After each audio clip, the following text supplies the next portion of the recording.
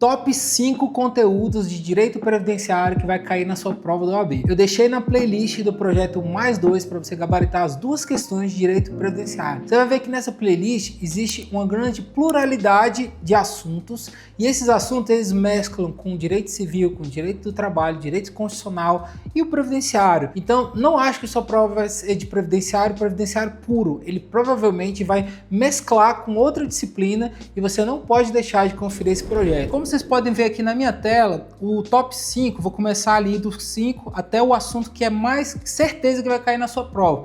Alexandre, você está colocando sua mão no fogo dizendo certeza? Pode me cobrar depois aí que você vai ver que esse conteúdo é o coração do direito previdenciário, mas eu vou chegar lá. O top 5, começando ali, princípios. A gente já explorou bastante os princípios, eles são muito cobrados em prova porque dele origina regras, originam leis, geralmente vem do princípio as coisas, o próprio nome responde. Então, eu vou deixar já a playlist, que eu já falei desse assunto, vou aqui para o tópico 4 aqui.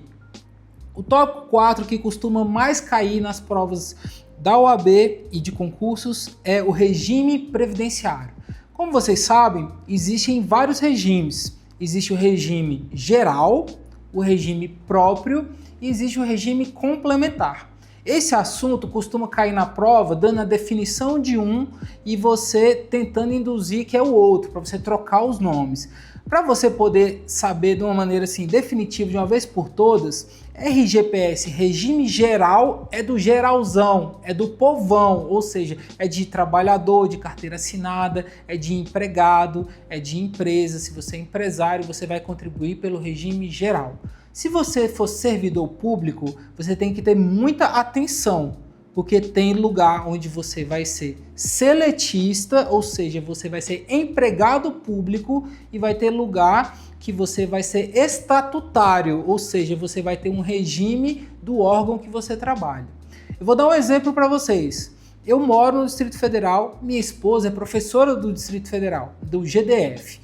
Então, a minha esposa, ela contribui para o sistema regime próprio de previdência social do DF, ou seja, o salário dela vem descontado e não vai para o INSS. Quem vai pagar a aposentadoria dela é o próprio DF. O INSS é uma autarquia federal, é uma autarquia nacional, a nível Brasil, não é a nível Distrito Federal. Então, a contribuição dela é doente. Então, eu estou te dando esse exemplo para você raciocinar, porque a contribuição pode ser de Santa Catarina, do Rio de Janeiro, pode ser do estado de São Paulo, pode ser de vários estados do Brasil. E também tem as contribuições do regime próprio municipais. Ou seja, aqui em Brasília não tem município, mas no Goiás, por exemplo, tem muito município. O município de Formoso, tem ali o município do Valparaíso, tem uns que tem até mais de 1 milhão de habitantes. Às vezes ele é tão grande que ele dá conta de custear um próprio regime próprio, do próprio ente ali, do estado ou do município. Só que tem município pequenininho.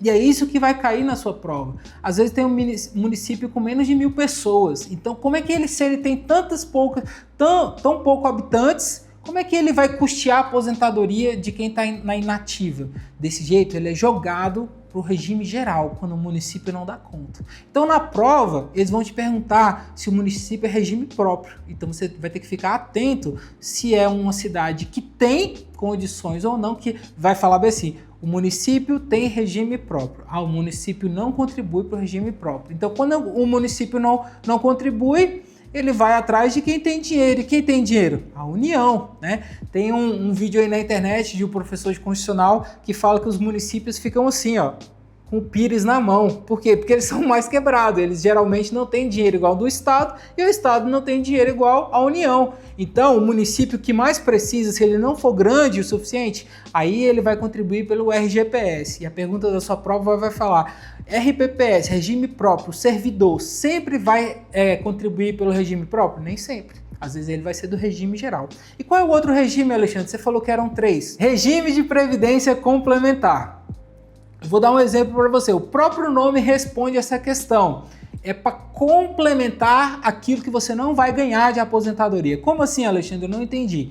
Olha, o teto hoje do INSS é R$ 7.500. Um juiz hoje, no início de carreira, ganha 32, 35 mil reais. Então ele vai contribuir para o sistema. Por mais que ele receba o máximo, o teto máximo que a aposentadoria paga, o teto hoje está 7.500. Você concorda comigo que uma pessoa que tem um padrão de vida de 30 mil reais para cima, ele está ali numa faixa salarial muito acima das outras pessoas no Brasil? E como é que ele vai contribuir por anos e anos e o máximo que ele vai ganhar vai ser 7.500, sendo que ele ganha hoje 30. Quando ele ficar velho, ele vai ter mais ou menos despesas. Provavelmente vai ter mais despesas. Então, como é que faz no caso dele? Ele vai dar uma contribuição extra, uma contribuição para complementar. Essa contribuição ela é regulada por lei complementar, ou seja, é a lei 109 de 2001, que ela é de maneira facultativa. Ué, Alexandre, não é obrigatório? Claro que não. Se você quiser contribuir só com 7.500 para você receber, mas no final você não vai ter mais. Se você quiser ganhar mais, complementar os 7.500, você vai precisar fazer uma contribuição complementar. E ela é facultativa. E o que acontece muito? Isso vai mesclar com outro tema que a gente tá aqui no nosso top 5, mas vai mesclar com outro tema que é justamente o tema de contribuições de regimes e filiações. Ou seja, toda hora está mudando o sistema, toda hora está tendo uma reforma, está alterando as regras e às vezes a regra do regime de previdência complementar são de um jeito favorável e quando você está entrando é pior. Então sempre vai ter possibilidade de você aderir à regra da época e falar assim, olha, está saindo uma regra agora mais... uma regra desfavorável, você quer optar pela antiga ou pela nova. Isso tudo você vai precisar, por exemplo, de um advogado previdenciário para ele poder te dar uma orientação, para ele te dar uma consultoria, um planejamento, para você saber qual é o melhor cenário para você. Não existe nenhuma resposta que eu te dou hoje que serve para todos os casos. Então, regimes previdenciários é o top 4 da nossa lista aqui, que tem uma grande probabilidade de cair na sua prova, porque os regimes são os regimes que estão em todo o sistema. No regime previdenciário, geral, RGPS, o RPPS, o regime próprio e o regime complementar.